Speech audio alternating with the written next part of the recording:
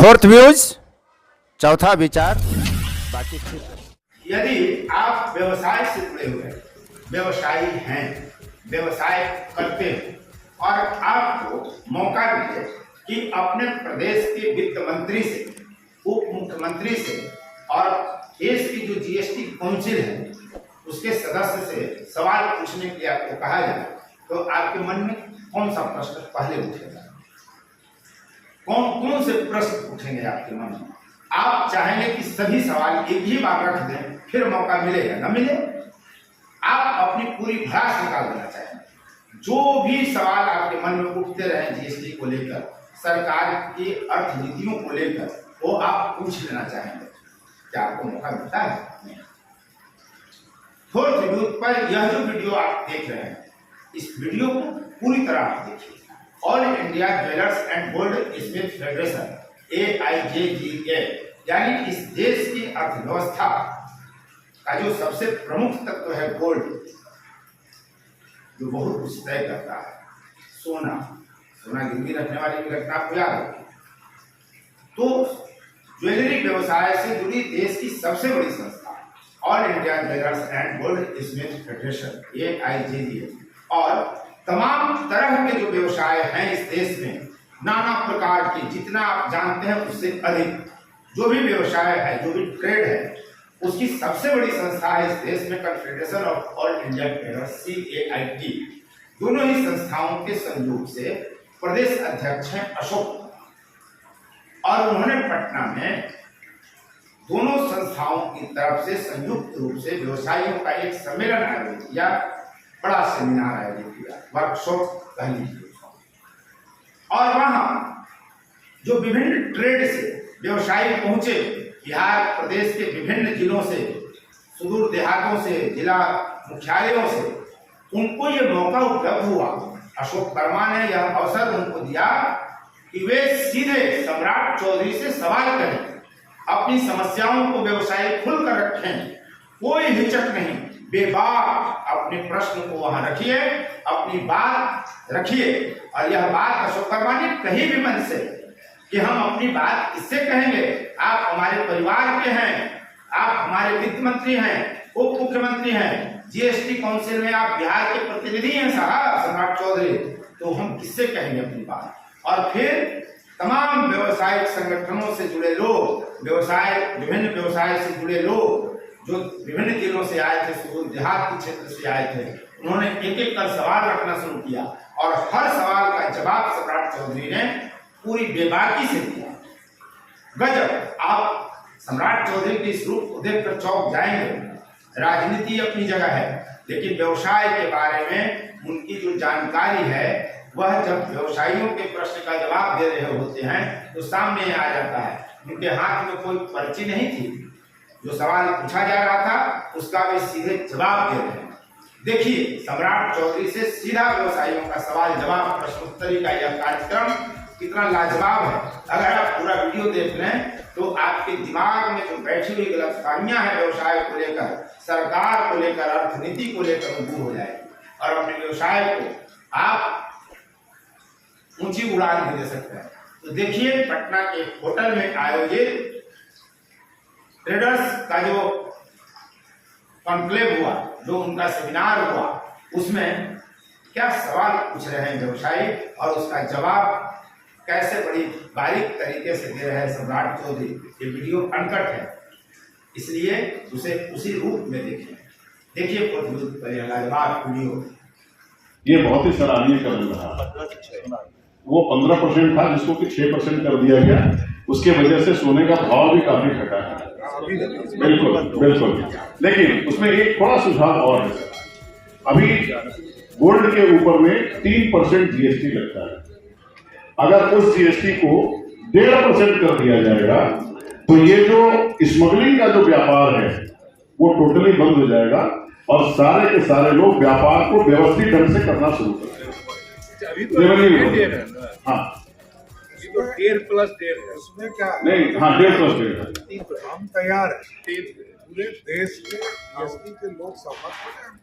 Sir, हम लोग केंद्र में भी दिया है, माननीय सीतारमण जी को भी दिया, पीयूष गोयल जी को भी दिया है। पूरे देश के काउंसिल के सारे सदस्य। जी जी। अब इसमें एक और भी सर, आपने कहा कि 2500 रुपया ज्वेलर्स को देने में बहुत भारी नहीं लगना चाहिए, लेकिन वो 2500 रुपया केवल ज्वेलर्स पे लागू नहीं है, सारे छोटे छोटे ट्रेडर्स पे भी है।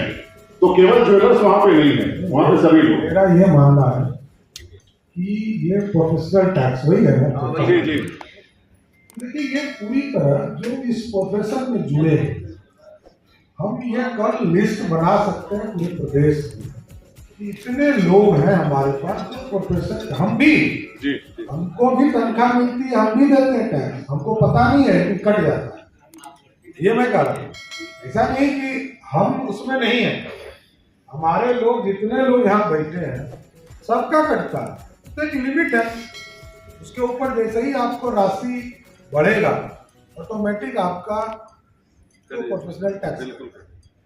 ये देखिए ये प्रथा है, आप विचार करने के लिए कह सकते हैं, कोई गरीबी रेखा में तो पक्का उसको छोड़ना चाहिए, इसमें क्या होगा।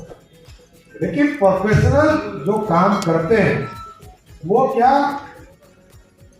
हम उसको गरीबी रेखा में जोड़ सकते हैं, ये तो नहीं कर सकते, लेकिन जो काम कर रहे हैं उसको कहीं ना कहीं तो सरकार का एक लाइसेंस तो होना ही चाहिए। इसलिए कुछ नहीं, यदि आप लोग की आग्रह रहेगा तो जरूर विचार करेंगे। सर एक आपके यहाँ जब हम आपके यहाँ उप मुख्यमंत्री सुशील मोदी जी थे तो बिहार चैम्बर ऑफ कॉमर्स में एक हम लोगों के साथ एक साझा संवाद में उन्होंने कहा था कि जो नया जीएसटी लागू हुआ है 16-17 में 17-18 में, वो 3 साल तक आप लोगों के पास किसी तरह का नोटिस नहीं जाएगा, क्योंकि नया कॉन्सेप्ट था, नई टैक्स प्रणाली थी। तो उसमें उन्होंने, चूंकि वो बहुत अपने आप में बहुत जानकार थे और संयोग से जीएसटी काउंसिल के चेयरमैन भी थे या प्रेसिडेंट, तो उन्होंने स्पष्ट कहा था। लेकिन 17-18, 18-19 और 19-20 में हमको लगता है कि हिंदुस्तान में बिहार के व्यापारियों के पास ही सबसे ज्यादा नोटिस आया है, और नोटिस विभाग से आना व्यापारियों के लिए कितना तरह का प्रताड़ना है ये आप समझ सकते हैं। और हमने इनडायरेक्ट में आपको ये बात बता दिया कि वो नोटिस का जवाब सरकार के पास रेवेन्यू नहीं बढ़ा, लेकिन और चीजें बढ़ गई। इसलिए बहुत बहुत धन्यवाद सर। नहीं, हम लोग इसको लिस्टिंग भी करा रहे हैं, और ठीक आपने कहा है तो मैं इसको एकदम जवाब भी देता हूँ, इसका पूरा डिटेलिंग करके, क्योंकि कई चीजों का बात सही है। 2017 के बाद कई लोगों के टैक्स के स्वरूप में बदलाव हुए, तो कई लोगों को नोटिस गए हैं, हम इसको दिखवा लेते हैं, यदि इसको एग्जाम किया जा सकता है तो जरूर किया। अब हमारे बीच में बबल जी हैं, कुछ प्रश्न करें आप। बबल जी सामने आइए। एक सवाल सर, यहाँ पे ज्वेलरी ट्रेड्स के साथ साथ अन्य दूसरे ट्रेड्स के भी बहुत सारे लोग यहाँ उपस्थित हुए हैं और अलग अलग जिलों से आए हुए हैं। तो सबसे पहला, बहुत सारे लोगों ने एक सवाल किया कि लगभग बिहार में 12 या 13 जिला ऐसा है जिसमें खास महल की जमीनें बहुत सारी हैं, पटना में भी बहुत है। तो उन जमीनों पे जो लोग 60 साल, 70 साल, 100 साल से लोग रह रहे हैं, उनकी दुकानें हैं, उनकी प्रेमिसेस हैं, उन लोगों को बैंक के द्वारा एंटरटेन नहीं किया जाता है। अगर वो अपना प्रॉपर्टी मॉर्गेज करके अगर कुछ लोन लेना चाहें बिजनेस के लिए, तो उन लोगों को सिरे से खारिज कर दिया जाता है। और ये लगभग 12 जिलों का मामला है और बहुत आबादी इससे प्रभावित है। हम चाहते हैं कि इसका एक ठोस उपाय वित्त मंत्रालय और बैंक के द्वारा किया जाए। इसमें है क्या, हम एक लिमिट पीरियड में 3 तरह की जमीन उपलब्ध कराते हैं। खास महल, जिसको गांव के इलाके में हम लोग गैर मजरूआ खास पीता, और एक जमीन गैर मजरूआ मालिक होता है जो हम जीवन यापन के लिए लोगों को देते हैं, पेड़ लगाने के लिए, खेती करने के लिए।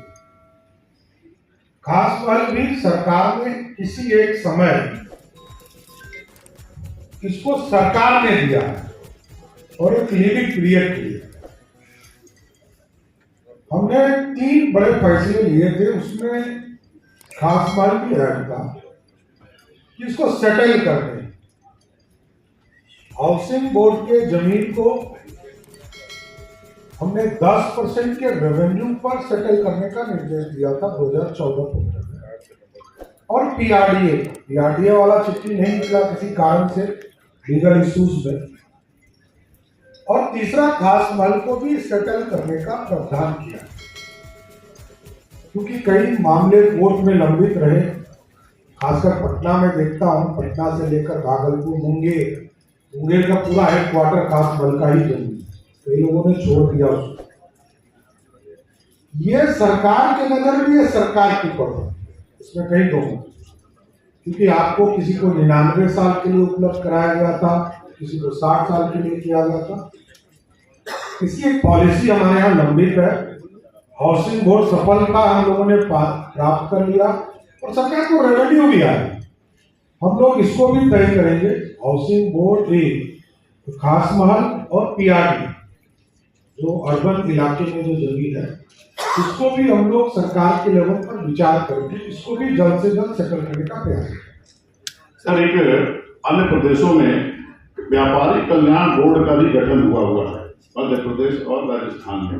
हम चाहेंगे उत्तर प्रदेश में भी, हम लोग चाहेंगे आपसे। मैंने देखा है किसी एक व्यवसाय साथी ने ही हमको उपलब्ध कराया है, बोले उसकी इच्छा रही हो कि वही उसका चेयरमैन वगैरह बने, लेकिन ये 2014-15 में नोटिफाइड है और मैंने उस पूरी कमेटी का देखा है, उसको जल्द करेंगे, आदरणीय मुख्यमंत्री जी से बात करके। बहुत बहुत आभार। और ये बाबू जी आप प्रश्न करें।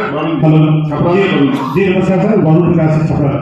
सर, 3 बिंदु पर आपका ध्यान आकर्षित करना चाहेंगे कि सर पूरे इंडिया में एक हम लोगों को लोन प्रोवाइड होता है, गोल्ड मेडल लोन, जिसको जीएमएल कहते हैं सर। पूरे आप जाएंगे दिल्ली में या सब जगह मिलेगा, लेकिन इससे हमारा बिहार बहुत वंचित है। और पटना में कहें तो पटना में 3 या 4 लोगों को गोल्ड मेडल लोन दिया गया है, लेकिन अभी तक पूरे बिहार से इसको जब खाता बैंक से मांगते हैं, गोपालगंज बैंक से मांगते हैं, वो लोग बोलते हैं कि हमको सुविधा प्रोवाइड नहीं की गई। इसमें सबसे अच्छी सुविधा सर हम लोगों के लिए है कि अगर हम लोग 6 किलो सोना लेते हैं, वहां पर करोड़ की बात नहीं करें सर, यहाँ पर किलो में आता है। अगर हम 6 किलो सोना लोन लेते हैं तो पूरे साल का मात्र 3.5% ही ब्याज लगता है, पूरे साल का सर। और कहाँ अगर हम लोग कोई दूसरा लोन कराते हैं, सीसी कराते हैं, तो सर उसमें हमको 11%, 8%, 10% देना पड़ता है। तो ये एक चीज सर हुआ सर। मैं बिहार एक ही चीज आग्रह करूंगा, हमको लगता है इसी के लिए मैंने कहा है कि आप बैठिए भी हम लोगों के साथ। हम लोग हार्मफुल नहीं है, आपको एकदम कंफर्म रहिए, पहला ही करिए आपको। मैं आ रहा हूँ, मेरा ये मानना है कि एक प्रतिनिधि मंडल आपका बने जो डिफरेंट इश्यूज पर हमसे बात करे। जैसे भी आपने कहा बैंक से रिलेटेड, भाई साहब ने कहा जीएसटी से रिलेटेड, किसी ने कहा लॉ एंड ऑर्डर से इशू से रिलेटेड। इसलिए मैंने कहा एक छोटी कमेटी 2-3 आदमी आप लोग बना लो, ये 2 महीने में हम लोग के साथ बैठे, जिस दिन इशूज आपके 10 पॉइंट्स हैं तो बैंकर्स के साथ बैठकर, बैंक के जो स्टेट लेवल पर हम लोगों की कमेटी है उसके कुछ प्रतिनिधि को बुलाकर आपके साथ बैठा है। यदि दूसरा प्रदेश गोल्ड के लोन के तौर पर देता 3.5%, तो गारंटी यहाँ भी देगा, क्यों नहीं देगा? नहीं देगा तो नहीं काम कर सकता। बिल्कुल सर, थोड़ा सा एक चीज और बताएं सर। बहुत से सोनार से हमारे जो भाई है सर, जो लोन लेते हैं, तो अगर लोन को बैंक डेट हो जाते हैं सर, बैंक डेट हो जाते हैं तो एक सिमिलरली हम लोग देखें कि वो कहीं ना कहीं सुसाइड कर लेते हैं या फिर वो बैंक चुका नहीं पाते हैं, वो पूरा खाली हो जाते हैं। लेकिन सर इसी के साथ साथ अगर हम देखें सिमिलरली अगर 1 करोड़ का कृषि लोन कोई लिया है, अगर वो वहाँ जल जाता है या एक्सीडेंटली वो फसल बर्बाद हो जाता है, तो उनका बैंक लोन जो है माफ कर दिया जाता है, इंश्योरेंस को दे देता है।